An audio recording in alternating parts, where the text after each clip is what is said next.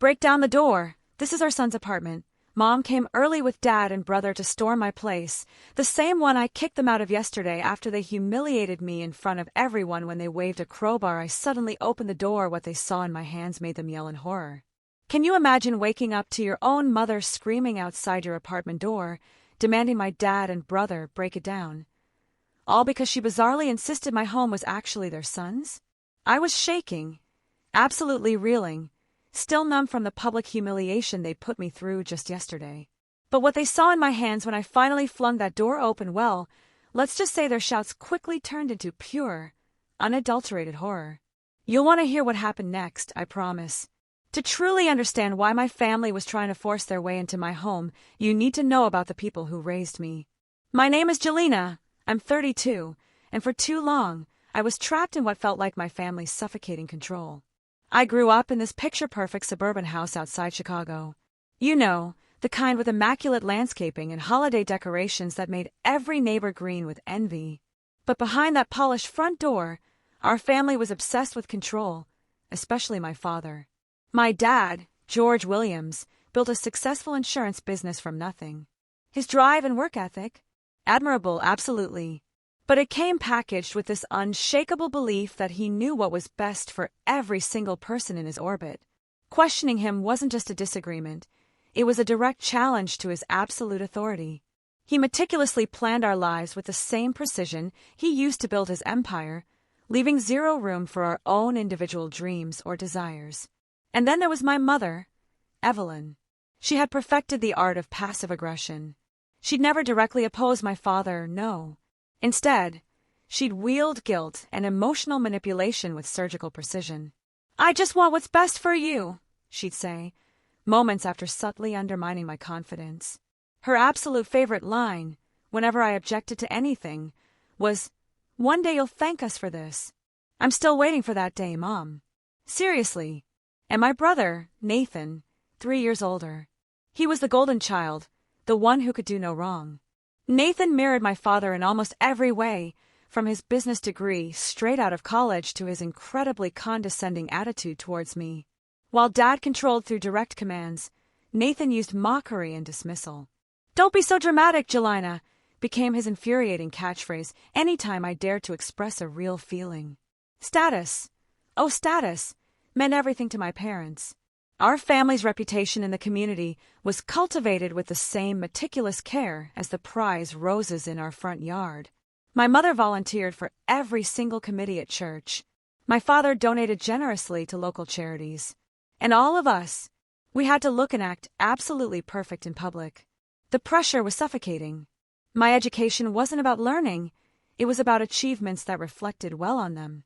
When I showed a genuine artistic talent in high school, my parents dismissed it without a second thought. "Art won't pay the bills," my father declared, before steering me firmly toward business school. I dutifully enrolled in the marketing program they selected, abandoning my dreams of art school, leaving a piece of myself behind. Even my appearance wasn't truly my own. My mother scheduled my haircuts, carefully selected my clothes, and constantly criticized my weight. "No one will take you seriously looking like that," she would warn if I dared to choose an outfit she disapproved of. By the time I was 20, I had completely lost any sense of my own style or preferences. I felt like a mannequin, dressed and presented for their approval. Dating. Oh, that was another battlefield entirely. Any boy I dared to bring home faced a full-blown interrogation from my father about his family background and career prospects. Nathan would later, helpfully, tell me which ones weren't good enough for our family. My first serious boyfriend in college, Daniel, was immediately deemed unsuitable because his parents were teachers, not professionals. Our relationship, despite being very real to me, ended after months of my parents' relentless, subtle sabotage. The control even extended to my finances. My parents paid for my education, yes, but they reminded me of it constantly. "We invest in your future because we love you," they'd say. But this investment came with ironclad strings. They insisted on access to my bank accounts well into my 20s. Every single purchase was scrutinized, judged, and often criticized. My very first real attempt at independence came after college graduation. I found a marketing job at a small firm, not my father's company, as everyone expected. The fallout was immediate.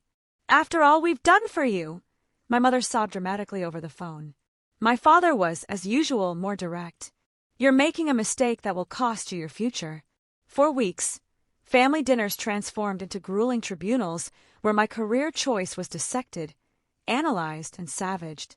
Nathan, of course, joined in, explaining how I was foolishly throwing away the connections and security our family offered. Their united front wore me down, chipped away at my resolve, and 6 months later, utterly defeated, I resigned and took a position at my father's company. The pattern continued for years. Every single attempt to establish my own independence was met with fierce resistance. When I wanted to take a vacation alone, my mother suddenly developed alarming health concerns that absolutely required my presence. When I even mentioned moving into my own place, my father would pull up elaborate spreadsheets, proving why it made far more financial sense to continue living at home. By 30, I was living in my childhood bedroom, still working for my father, feeling like a teenager despite my age. I had savings, yes, but I was terrified to use them. I had dreams, but I was too afraid to pursue them. My life, from the outside, looked successful, polished, perfect. But inside, I felt utterly empty. Friends from college had careers they chose, marriages, children. I had financial security, yes, but zero freedom. The true turning point came during a therapy session I secretly started attending. Dr. Tuda Morris, a kind but very perceptive woman, asked a simple question that utterly changed everything. "Whose life are you living, Jelena?" I had no answer, because I realized with a sickening jolt that I was living my parents' vision for my life, not my own. That question haunted me for weeks, reverberated in my mind, until I finally made the decision. I was moving out.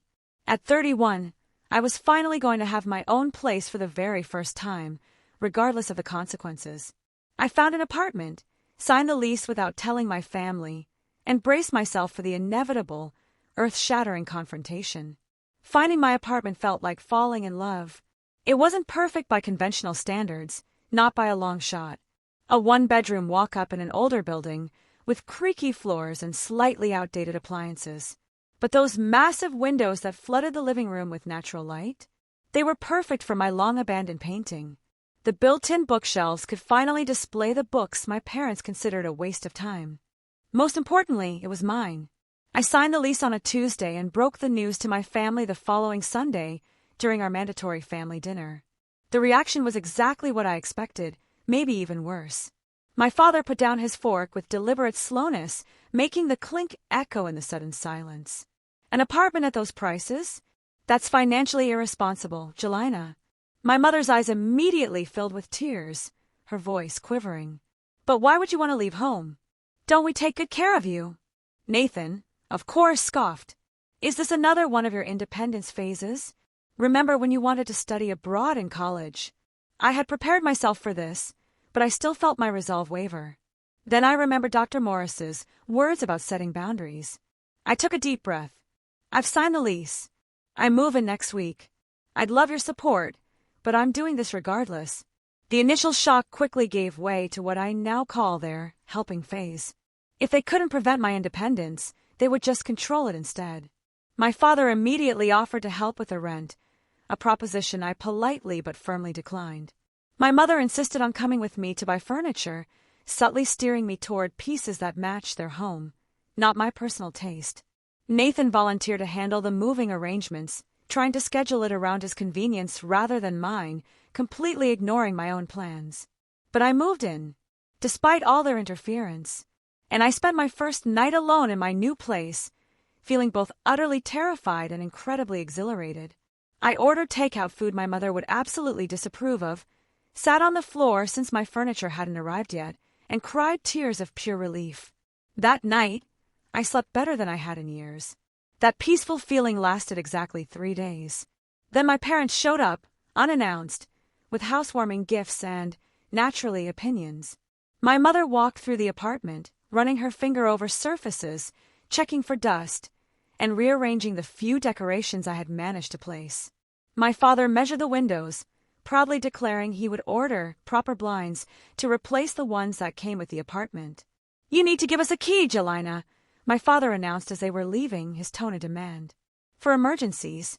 I reluctantly agreed, rationalizing that it might ease their anxiety about me living alone. What I didn't expect was how they would define emergency. My mother started dropping by while I was at work, leaving home-cooked meals and cleaning. I would return to find my laundry folded, my bed made differently, and things moved to where she thought they belonged.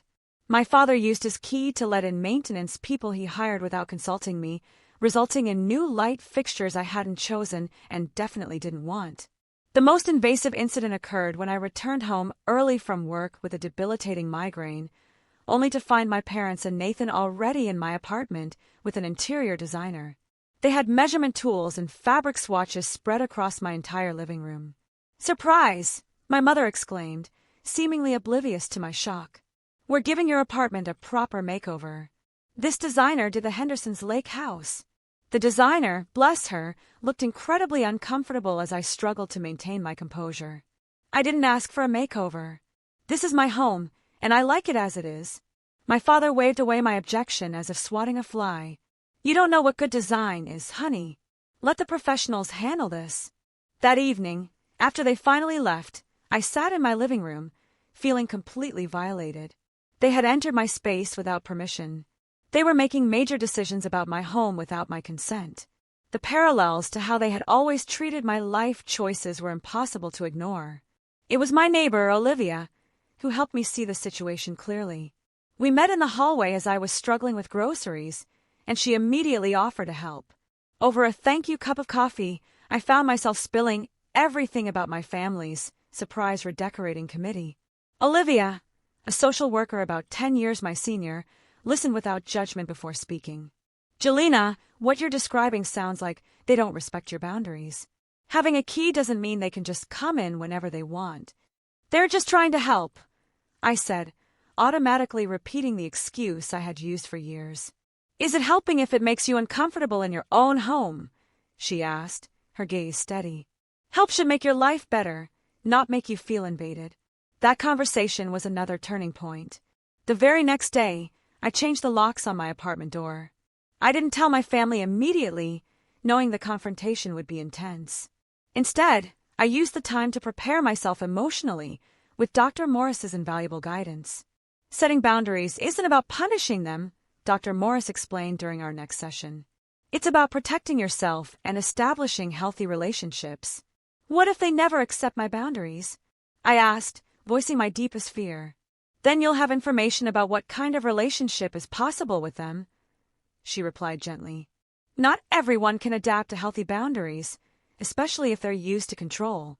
The inevitable confrontation came when my mother tried to let herself in while I was home and found her key didn't work. Her confused jiggling of the door handle was followed by insistent knocking. When I finally opened the door, her expression shifted from confusion to pure hurt. "My key doesn't work, Jelena. Is something wrong with your lock?" I took a deep breath. "I changed the locks, Mom. I should have told you, but I needed to make a point. You and Dad have been coming in without my permission, and that needs to stop." The hurt in her eyes was quickly replaced by righteous indignation. "Without permission? We're your parents. We don't need permission to look after our daughter. I'm 32 years old, Mom. I don't need looking after. And yes, you absolutely do need permission to enter my home." That conversation initiated a cold war that lasted weeks. My parents' calls became less frequent, though Nathan immediately took up the mantle of trying to convince me I was overreacting. "They're just trying to make your place livable," he sneered during one call. "You've always been so sensitive." Despite the tension, I held my ground. Each day in my apartment became a small, quiet victory for my independence. I painted the living room a soft blue that my mother would undoubtedly hate. I bought eclectic furniture from thrift stores rather than the high-end retailers my parents preferred. I hung my own artwork on the walls, pieces I had created in secret over the years hidden away. My confidence grew, blossoming alongside my newfound sense of personal style. I started reconnecting with college friends, people I had lost touch with during my years of family-enforced isolation. I joined a local art class and started painting regularly again. I even started dating, for the first time, without running potential partners through my family's stringent approval system. 6 months into my independent life, I felt like a different person entirely. My apartment had become a true reflection of who I was, rather than who my family desperately wanted me to be. The only shadow over my new life was the ongoing tension with my family, which was building toward an explosion no one, not even I, could have predicted. Aunt Patricia's 60th birthday celebration had been marked on the family calendar months in advance. As my mother's only sister, Aunt Patricia held a special, almost sacred place in our family hierarchy, and her milestone birthday warranted a gathering of the entire extended family. Under normal circumstances, I would have absolutely dreaded the event, knowing it meant hours of performative family harmony and forced smiles. But after 6 months of establishing my independence, I felt stronger, more capable of navigating family dynamics without losing myself in the process. I chose my outfit carefully that morning, a navy blue dress that was professional, yes, but also expressed my personal style. I wore jewelry I had bought for myself, rather than the pearls my mother insisted were the only appropriate accessory for family functions. I drove to Aunt Patricia's suburban home, feeling nervous, but determined to maintain my boundaries. The initial hour went surprisingly well. I reconnected with cousins I genuinely enjoyed but rarely saw outside of these gatherings. Cousin Sophia commented on how happy I looked. Uncle David asked about my apartment with what seemed like genuine interest, rather than judgment. Even Aunt Patricia noticed the change in me, pulling me aside to say, "There's something different about you, Jelina. You seem lighter." I began to relax, thinking perhaps my fears about the gathering had been overblown. Maybe, just maybe, my family could accept the new, more independent me. That hope died quickly, horrifically quickly. My father clinked his glass to gather everyone's attention during lunch. "While we're all together," he announced with the booming confidence of someone who always controls the room, "I wanted to share some exciting news about Jelina's apartment." My body went cold. Every single eye at the table turned toward me. I had no idea what he was about to say, which was alarming enough. "Evelyn and I have decided to give Jelina's apartment a complete renovation as a surprise." He beamed, as if announcing he had personally cured cancer. "We've hired Wilson Designs, the same firm that did the Johnson's Lake House." My mother jumped in enthusiastically. "We've already ordered new furniture, and the painters start Monday. Wait until you see the plans." She pulled out her phone and began showing photos to nearby relatives. With growing horror, I realized she was showing pictures of my apartment. Photos taken without my knowledge during their unannounced visits. My private space was being displayed for the entire family to evaluate and critique. "The current furniture is so eclectic," my mother continued diplomatically, a word everyone present recognized as her code for cheap and tasteless. Nathan, of course, added helpfully, "Jelina's always had unique taste. Remember her purple hair phase in high school?" The family chuckled, and I felt like I was 16 again, my choices being mocked as immature phases rather than genuine expressions of my identity. "I haven't agreed to any renovation," I said, my voice shaking slightly but surprisingly steady. "This is the first I'm hearing about it." My father waved away my comment as if swatting a fly. "It's a surprise, honey. That's why we didn't tell you." "A surprise implies something the person would want," I replied, feeling my carefully constructed composure finally cracking. "I don't want strangers in my apartment making changes I haven't approved." The table grew quiet. The tension was palpable. My mother's fixed smile remained, but her eyes hardened into chips of ice. "Jelina, this isn't the time or place to discuss this. You brought it up in front of everyone," I pointed out, my voice rising. "When would be a better time to discuss changes to my home than when you announced them publicly?" My father's expression shifted to the stern, thunderous look I knew all too well, the one that had silenced me countless times growing up. "We're trying to help you create a proper living space. The apartment looks like a college dorm room." "It looks like me," I said, my voice growing stronger, a new power entering it. "It reflects who I am, not who you want me to be." Aunt Patricia tried, bless her, to diffuse the tension. "The cake is ready. Shall we move to the living room?" But something had broken open inside me. Years of suppressed feelings finally found their voice. I changed the locks for a reason. I don't want you coming into my space without permission. I certainly don't want you renovating it without my consent. The shocked silence around the table made me realize how rarely anyone dared to contradict my father in public. My cousins studied their plates with sudden, intense fascination. Uncle David cleared his throat uncomfortably. My mother's voice was tight with controlled anger. Jelena, you're making a scene at your aunt's birthday. I'm not the one who brought up renovating someone else's home without their permission, I shot back. Nathan jumped in, his tone dripping with condescension. Typical Jelena drama. They're trying to help you, and you're acting like they committed a crime. Entering someone's home without permission is a crime, I said, looking him dead in the eye. It's called breaking and entering. My father stood up, his face flushed with rage. That's enough. We have never broken into your apartment. We had a key. A key I never should have given you, because you abused the privilege. I was standing now, too. 2 years of therapy, finally giving me the strength to stand my ground. My apartment is my space, not an extension of your house. Not a project for you to fix. Aunt Patricia intervened again, her voice gentle but firm. George, Evelyn, perhaps this is a discussion for another time. My father nodded stiffly, his jaw clenched in barely controlled fury. Of course, Patricia. I apologize for the disruption. The conversation immediately shifted to safer, more superficial topics, but the damage was done. I felt the weight of disapproving glances from relatives who believed I had utterly disrespected my parents. Others gave me subtle nods of support or looks of genuine sympathy. The family had just witnessed something rarely seen in our carefully controlled public image: authentic, raw conflict. I stayed through the cake cutting, determined to avoid further disruption to Aunt Patricia's celebration. But the joy had gone out of the day. As I prepared to leave, my mother cornered me in the hallway. We'll discuss this at your apartment later, she hissed, her tone making it clear this was a command, not a suggestion. No, I replied simply, surprising even myself.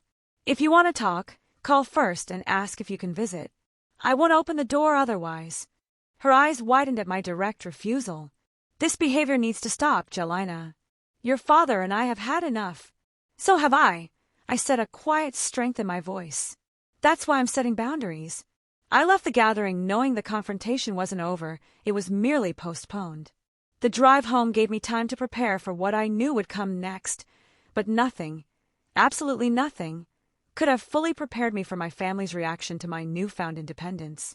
I barely had time to change into comfortable clothes when the buzzer to my apartment rang. Looking through the peephole, I saw my parents and Nathan standing in the hallway, their expressions ranging from cold anger to steely determination. Taking a deep breath, I opened the door, but stood firmly in the doorway, making it perfectly clear I wasn't inviting them in. May I help you? I asked, trying desperately to keep my voice steady. Don't be ridiculous. Jelena, let us in. We need to talk, my father demanded, already trying to step forward. I held my ground. I told Mom I wanted advance notice before visits. This isn't a good time. My mother's face crumpled into that heartbreakingly familiar hurt expression, the one that had manipulated me for years. After what you did at Patricia's party, you're going to turn us away at the door. Do you have any idea how embarrassed we were? You embarrassed yourselves by announcing renovation plans for my apartment without my consent, I replied, surprised at my own composure. Nathan stepped forward, using his height to try to intimidate me, a tactic he'd used since we were kids. The contractors are downstairs waiting. Dad paid a premium for them to start today. Are you really going to waste thousands of dollars because of your sudden need for independence? I looked past them and saw 2 men in paint-splattered clothes standing awkwardly by the building's entrance, confirming Nathan's words. The sheer audacity, the realization that they had actually brought contractors without my agreement, strengthened my resolve tenfold. Yes, I am, I said, my voice firm. I never asked for renovations. I never agreed to renovations. Those men have no right to enter my home. My father's face reddened, a dangerous sign I recognized from childhood. This isn't about rights, Jelena. This is about what's best for you. Your apartment looks like a thrift store exploded in it. What will people think? I don't care what people think, I shouted, a rare, uncontrolled burst of anger. I care what I think. And I love my apartment exactly as it is. This rebellion has gone on long enough, my father continued, his voice rising enough that a neighbor down the hall opened their door slightly, peeking out. If you're going to live independently, you need to do it properly. That means a professionally designed living space. No, Dad, I countered, my voice calmer now, but no less determined. Living independently means making my own choices about my space, my time, and my life. It means not having to justify my decisions to you or anyone else. My mother's strategy shifted from hurt to tears. Another familiar tactic. We just want to help you, Jelina. That's all we've ever wanted. Why are you pushing us away? It's breaking my heart. In the past, those tears would have utterly shattered my resolve, leaving me feeling like a terrible daughter. Today, they only strengthened it. Mom, I appreciate that you think you want to help, but real help would be respecting my wishes. You don't know what you want, Nathan interjected, scoffing. You never have. Remember when you wanted to be a painter? How would that have paid your bills? I still paint, Nathan, I retorted, my voice ringing with an unexpected defiance. My apartment is full of my artwork that you've apparently never noticed during your visits. And I pay my bills just fine with my marketing job. My father checked his watch impatiently. Enough of this nonsense. The contractors are on the clock. Let us in so they can start work. No, I said absolutely firmly. Please tell them to leave. I won't be responsible for their time since I never hired them. Just then, the door across the hall opened, and my neighbor, Olivia, stepped out, ostensibly to check her mail, but clearly responding to the escalating voices. Everything okay, Jelina? She asked, giving my family a pointed, knowing look. My father, ever conscious of appearances, instantly lowered his voice. This is a family matter. It's fine. It's fine, Olivia. My family was just leaving, I said, incredibly grateful for her presence. We're not leaving until this is resolved, my mother insisted, a desperate edge to her voice. Jelina, be reasonable. I am being reasonable. I am an adult with my own living space that I pay for. I decide what happens in it. My father's patience finally snapped. If you want to be so independent, perhaps you should be fully independent. No more family support. No safety net. If that's your choice, I accept it, I replied, the words painful but necessary. They were out. You can't be serious. My mother gasped, truly shocked. George, she doesn't mean that. I do mean it. I would rather live without your financial support than with your constant control. Nathan stepped closer, his voice low and threatening. You're making a huge mistake, Jelina. You've always been dramatic, but this is taking it too far. The only mistake I made was not setting boundaries sooner, I replied, standing my ground, despite his intimidating stance. My father pulled out his wallet and, with deliberate slowness, removed a credit card with my name on it, one they had given me for emergencies, but that I had deliberately not used since moving out. He held it up, a silent threat, before tucking it back into his wallet. When you come to your senses, let us know. Until then, you're on your own. I already am, I said quietly, a profound sense of calm settling over me despite the turmoil. My mother made one last, desperate attempt, her voice breaking. Please, Jelina, let us help you. Let us in. Looking into her pleading eyes, I felt a momentary waver in my resolve, that lifetime habit of giving in to keep the peace fighting against my newfound strength. But then I remembered the photos she had shown everyone at the party, the invasion of my privacy, the complete disregard for my wishes. I love you, Mom, but no. Please, respect my decision. This isn't over, my father said ominously as he finally turned to leave. We'll be back tomorrow and I expect a more reasonable attitude. Don't come without calling first, I reminded them, my voice clear. And I expect you to respect my decision, even if you don't agree with it. Nathan was the last to leave, lingering in the doorway, his eyes narrowed. You know they'll never give up, right? This little independence game will end eventually. It always does. This isn't a game, Nathan, I said, looking directly into his eyes. This is my life. After they finally left, I closed the door and leaned against it, my legs suddenly weak, trembling uncontrollably. The confrontation had drained me, absolutely emptied me. But underneath the exhaustion was a profound sense of pride. I had held my boundary. I had done it. I heard most of that, Olivia said softly, peering out her door. Are you okay? I invited her in for tea, incredibly grateful for a friendly, supportive presence after the storm. They've never taken no for an answer before, I admitted, my voice hoarse. I don't think they'll start now. Then you need to be prepared, she said pragmatically. First, let's change your locks again. I know a locksmith who can come today. By evening, I had brand new locks installed, but the knot of anxiety in my stomach wouldn't ease. My father's parting words echoed in my mind. This isn't over. Knowing my family, I suspected they would escalate rather than accept my boundary. I just didn't realize how far they would truly go. The pounding on my door jolted me from sleep at 6:01 in the morning. Disoriented, I fumbled for my phone to check the time, wondering who could possibly be at my door so early.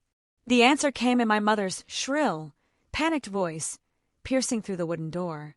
Jelena, open this door immediately. Fully awake now, my heart racing, I pulled on my robe and moved toward the door. Through the peephole, I could clearly see my parents and Nathan in the hallway, their faces set in grim, determined expressions. Jelena, we know you're in there. Open up. My father's commanding voice, booming even through the door, brought back a lifetime of automatic obedience. But this time, I resisted the urge to comply. What are you doing here so early? I called through the door.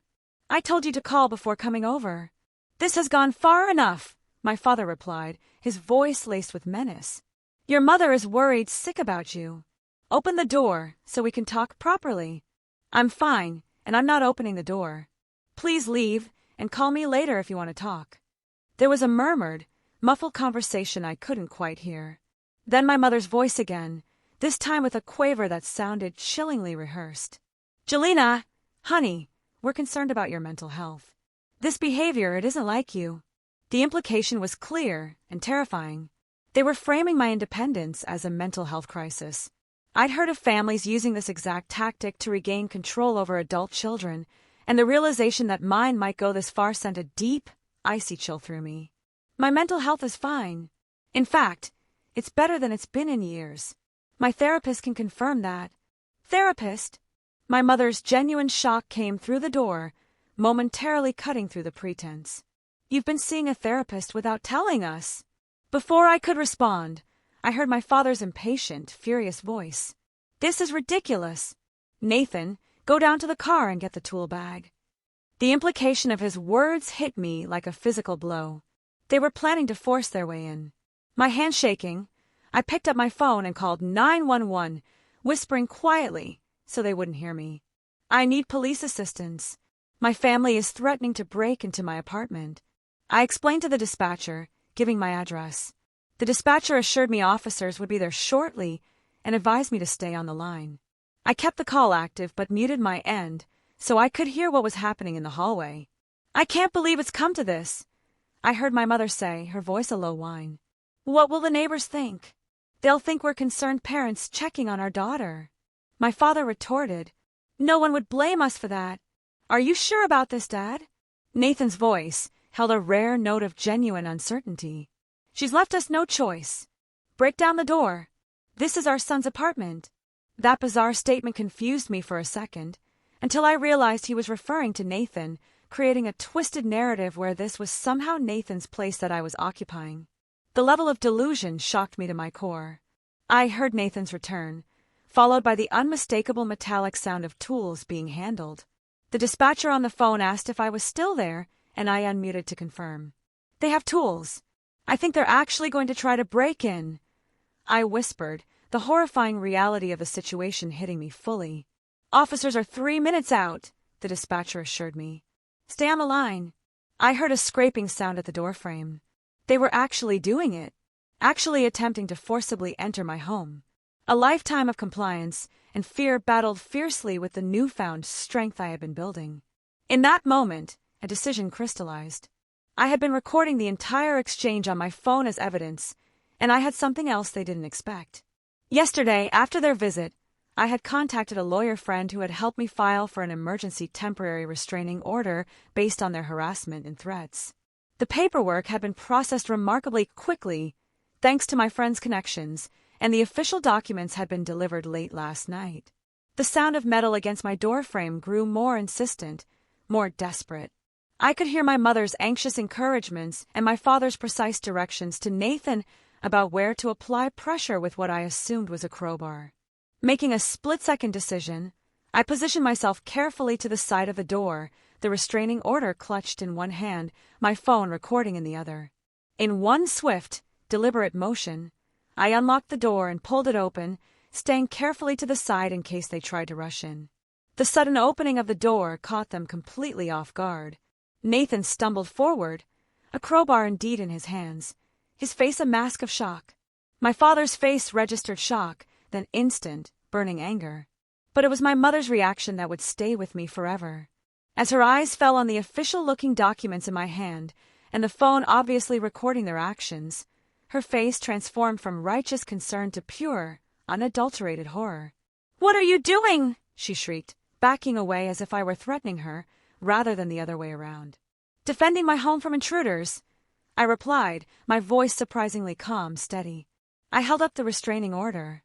"This is a temporary restraining order prohibiting all of you from coming within 100 feet of me or my residence. You are currently in violation of that order, and you're being recorded attempting to break into my apartment with a crowbar." My father lunged forward, reaching for my phone. "Give me that!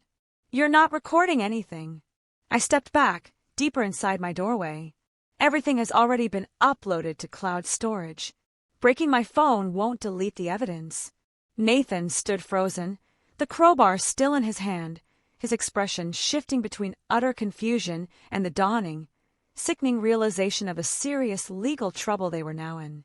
"This is insane!" my father sputtered, trying to regain his bluster. "We're your parents. We have every right to check on you." "No, you don't. Not by breaking down my door. Not after I've explicitly told you to leave." Just then, the elevator at the end of the hall dinged, and Officer Garcia stepped out, her hand resting cautiously near her weapon as she quickly assessed the chaotic situation. The sight of Nathan holding a crowbar immediately put her on high alert. "Put that down slowly, sir," she instructed Nathan, who complied instantly, dropping the crowbar to the floor with a clatter. "Officer, there's been a misunderstanding," my father began, effortlessly slipping into the charming, respectable persona he always used with authorities. "We're just concerned parents checking on our daughter." Officer Garcia looked to me for confirmation. I shook my head and held out the restraining order for her to inspect. "I have a temporary restraining order against all three of them. They were attempting to break into my apartment after threatening to return yesterday when I refused to let them in." The officer reviewed the paperwork and nodded. "This appears to be a valid order. Do you have evidence of the attempted break-in?" I held up my phone. I recorded everything, including their statements about breaking down the door. What followed was surreal. The family that had controlled every single aspect of my life for 3 decades was temporarily detained in the hallway of my apartment building. Officer Garcia took statements from all of us, and a second officer arrived to assist. My neighbor, Olivia, emerged from her apartment, confirming she had witnessed yesterday's confrontation and heard this morning's disturbance. My parents' version of events, naturally, painted me as unstable, claiming they were worried about my mental health after erratic behavior at a family gathering. Nathan backed their story, though he seemed increasingly uncomfortable as Officer Garcia questioned the necessity of a crowbar for a wellness check. "If you are concerned about her welfare, why not call for a wellness check from the police?" she asked reasonably. "We didn't want to embarrass her," my mother replied, the irony of her statement apparently completely lost on her as she stood in a public hallway, having just screamed and attempted to break down my door. As Officer Garcia spoke with my parents, the second officer pulled me aside. "Do you feel safe in your apartment? Is there somewhere else you can stay tonight?" "I feel safe here," I assured him, looking around my small, precious space. "This is my home, and I'm not leaving because of their behavior." After what seemed like hours, but was probably only 45 minutes, Officer Garcia informed my parents and Nathan that they would need to come to the station to give formal statements regarding the attempted break-in. The restraining order would be strictly enforced, meaning they could not come near my apartment or my workplace. "This is outrageous," my father protested, his face a mask of disbelief. "We've done nothing wrong." Sir, attempting to force entry into someone's residence with a crowbar is breaking and entering, restraining order or not, Officer Garcia explained patiently. You're fortunate your daughter is willing to let the restraining order violation be your only consequence today. As they were escorted to the elevator, my mother turned back, tears streaming down her face. How could you do this to us, Jelena? Your own family. That question, the one that had controlled me for years, finally had no power over me. I'm not doing anything to you, I said, my voice clear and strong. I'm protecting myself. After they left, I sat on my couch in stunned silence, the adrenaline slowly draining from my system. The morning sun filtered through my curtains, illuminating the apartment that had become worth fighting for. Not because of its physical attributes, but because it represented something infinitely more precious, my right to make my own choices. Officer Garcia returned to get additional details for her report. Family situations can be the most difficult, she said sympathetically. Do you have support people you can talk to? I thought of Olivia next door, of Dr. Morris, of friends I had reconnected with over the past months. Yes, I said, a quiet certainty in my voice. I do. I'm not alone. As she left, she handed me her card. Call if they come back or contact you against the order. We take violations seriously. After she left, I walked through my apartment, touching the furniture I had chosen, looking at the artwork I had created, feeling the space that was undeniably mine. For the first time, I understood that the morning's events weren't just about an apartment. They were about claiming my life as my own. The days following the attempted break-in took on a surreal quality. I kept expecting to wake up and find it had all been a dream, that I had imagined standing up to my family so definitively. But the police report on my coffee table and the temporary restraining order posted on my refrigerator were tangible reminders that everything had changed. The first 24 hours passed in relative quiet. Then my phone began lighting up with messages and calls, not from my immediate family, who were legally prohibited from contacting me, but from extended relatives who had been enlisted in the campaign to bring me back into the fold. Your mother is devastated, Jelena, Aunt Patricia said, her voice laced with accusation, when I reluctantly answered her call. She hasn't stopped crying since they came home from the police station. I'm sorry she's upset, I replied carefully, trying to stay calm. But they tried to break into my apartment with a crowbar. They were worried about you. George says you've been acting erratically, making wild accusations. He thinks you might need professional help. The character assassination had begun, just as Dr. Morris had warned me it might. I am getting professional help, Aunt Patricia. I've been seeing a therapist for months, and she's helping me establish healthy boundaries. Boundaries with your own parents? That's not how family works, Jelena. It's how healthy families work, I countered, a new strength in my voice. And I'm not making accusations. I have recordings of everything that happened. Similar conversations played out with other relatives. Some, like Uncle David, were surprisingly receptive to my side of the story. I always thought George was too controlling, even as a kid, he admitted to me later. But breaking and entering, that's taking it to another level. The family divide became clearer with each call. Those who had experienced my father's controlling nature themselves were more understanding. Those who benefited from their association with him, or who shared his authoritarian views, condemned my actions as ungrateful and rebellious. 3 days after the incident, I received an email from my father's attorney, Robert Klein, a man I had known since childhood as a family friend. The formal legal language couldn't disguise the implicit threat. They were considering legal action against me for defamation and false reporting, claiming I had misrepresented the situation to the police. I forwarded the email to my own attorney, Jessica Winters, who had helped me obtain the restraining order. Her response was immediate and reassuring. They have no case. You have recordings, witnesses, and police reports documenting their behavior. This is an intimidation tactic. She was right, of course, but knowing the legal threat was empty didn't make it any less stressful. I had been raised to fear my father's disapproval, and that conditioning didn't disappear overnight. Each email notification made my heart race. Each unknown phone number triggered anxiety about what new pressure tactic they might be employing. A week after the incident, my brother Nathan contacted me through a mutual friend, requesting to meet at a neutral location. Against Jessica's advice, I agreed. choosing a busy coffee shop where I felt safe from both physical intimidation and potential scenes. Nathan looked tired when he arrived, the confident swagger temporarily subdued. He ordered coffee and sat across from me, studying my face as if looking for signs of a sister he recognized. "You've really done it this time," he began, but without his usual condescension. "Dad's had to call in favors all over town to contain this. Do you have any idea how this looks? Like parents who couldn't control their adult daughter, so they try to break into her apartment?" I suggested mildly. He winced. "It wasn't supposed to go that way. They were genuinely worried about you. Were you worried too, Nathan? Is that why you brought a crowbar to my door at 6 a.m? He had the grace to look ashamed. "Dad insisted we needed to check on you. I didn't think it would go that far, but you know how he gets when he's made up his mind." "I do know. That's why I got the restraining order."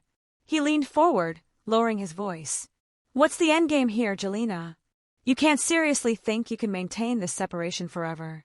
We're family. The endgame is a relationship based on mutual respect rather than control," I told him, my voice steady. "If that's not possible, then maybe separation is the only option." "They'll never accept that," he warned. "Mom's a wreck, and Dad's obsessed with damage control. This is consuming their lives. Their reaction isn't my responsibility," I said, repeating a phrase Dr. Morris had taught me. "They made choices that led to the situation." Nathan shook his head in disbelief. "When did you get so cold?" "Setting boundaries isn't cold, Nathan. It's healthy. Maybe someday you'll set some of your own." The look he gave me was part anger, part confusion, and something else I couldn't quite identify. Maybe curiosity. We finished our coffee in uncomfortable silence before he finally stood to leave. "They want you to drop the restraining order," he said finally, almost an afterthought. "As a gesture of good faith." "Good faith would be respecting my boundaries without legal enforcement," I replied. "Until I see evidence of that, the order stays in place." As the weeks passed, the legal maneuvering continued. My parents had considerable resources and connections, which they deployed in increasingly concerning ways. I discovered they had contacted my employer, expressing concerns about my mental health that could impact my work performance. Fortunately, my direct supervisor, Maria, was more impressed by my professionalism than my parents' insinuations. "Your work speaks for itself," she assured me during a difficult conversation. "Whatever's happening in your personal life isn't affecting your performance." The financial consequences of my stand became apparent when I discovered my parents had been paying several of my subscription services and insurance premiums without my knowledge. These suddenly stopped, requiring me to quickly establish new accounts and payment methods. My health insurance, which had been part of a family plan, was canceled without notice, forcing me to navigate the complicated process of finding new coverage. The most painful consequence was the loss of relationships with family members who sided unquestioningly with my parents. Cousins I had grown up with stopped returning my calls. Holiday invitations that had once been obligatory were conspicuously absent. The family narrative being constructed painted me as unstable, ungrateful, and influenced by radical ideas from therapy. But for every relationship lost, I seemed to gain or strengthen another. Aunt Susan, my father's sister, who had always maintained a respectful distance from family drama, unexpectedly reached out with support. "Your father was always controlling, even as a child," she told me over lunch at a restaurant far from any family haunts. "Our parents encouraged it in him but discouraged it in me. What you're doing takes courage." My friendship with Olivia deepened, providing support and emotional understanding. Through her, I met others who had navigated difficult family dynamics and established healthier relationships, or, when necessary, distance. The temporary restraining order became permanent after a court hearing where the recordings of the break-in attempt were played. My parents and Nathan were present, represented by expensive attorneys who argued, unsuccessfully, that their actions were motivated by concern rather than control. The judge was unimpressed. Concern for an adult child's welfare does not justify attempted forcible entry into their residence, she stated firmly. The court finds sufficient evidence to grant a permanent restraining order. Leaving the courthouse, I felt a complex mixture of relief and grief. The legal victory provided protection, but also formalized the rupture in my family. As I walked to my car, I noticed my mother standing alone near the courthouse steps, my father and their attorney deep in conversation, several yards away. For a moment, our eyes met, and I saw something unfamiliar in hers. Not anger or manipulation, but confusion, as if she truly couldn't comprehend how we had reached this point. I looked away first, unable to bear the weight of that confusion. In that moment, I realized that my parents' controlling behavior wasn't just about power, but about a deep inability to validate needs and rights outside their own. Their worldview simply couldn't accommodate my independence without interpreting it as outright rejection. The financial challenges of true independence proved significant. Without the safety net my family had provided, I needed to establish an emergency fund and plan more carefully for expenses. I picked up freelance marketing projects to supplement my income and learned to be more intentional about spending. These challenges were stressful, yes, but also incredibly empowering. Each bill paid with my own earnings was a tangible confirmation of my capability. 6 months after the break-in attempt, I attended a support group for adults dealing with controlling family relationships, encouraged by Dr. Morris. Sharing my story with others who truly understood was healing in a way individual therapy alone couldn't provide. The group members recognized the manipulation tactics, the guilt induction, the threats disguised as concern. No one questioned why I couldn't just get along with my family or suggested I was overreacting. The hardest part, I told the group during one session, my voice thick with emotion, is grieving the relationship I wished I had, while setting boundaries with the relationship I actually have. Karen, a woman in her 50s who had been estranged from her parents for decades, nodded in understanding. That grief never completely goes away, dear, but it does change over time. It becomes less raw, more manageable. As the 1-year anniversary of my move to independence approached, I realized how much had changed, not just in my circumstances, but deep within me. The constant anxiety that had been my companion since childhood had diminished, almost imperceptibly at first, then dramatically. I made decisions without hearing my parents' critical voices echoing in my head. I decorated my apartment, chose my clothes, and pursued interests without constantly considering whether they would meet with approval. I was becoming the person I might have been all along, if only I had been given the space to develop naturally. Not perfect, not always confident, but authentically, unequivocally myself. The journey continued to have its painful moments, but I no longer questioned whether it was worth the cost. 18 months after the day my family tried to break down my door, my apartment truly became my sanctuary. The space that had sparked such conflict was now transformed, not by expensive designers my parents had tried to hire, but by my own evolving sense of what made me feel at home. My paintings hung on walls, painted colors I had chosen. Plants thrived on my windowsills. Books I loved filled the shelves, without anyone telling me they were a waste of time. The legal battles had finally quieted. My parents had eventually accepted that their attempts to regain control through the courts were futile and incredibly expensive. The restraining order remained in place, though I had modified it to allow limited contact through approved channels, mainly email, which gave me the ability to set boundaries around when and how I engaged with them. My relationship with my extended family had reached a new equilibrium. Some relatives, like Aunt Patricia, maintained polite but distant contact, carefully avoiding any mention of the rift. Others, like Uncle David and Aunt Susan, had become stronger supports than ever before, offering the kind of genuine family connection that nurtured rather than constrained.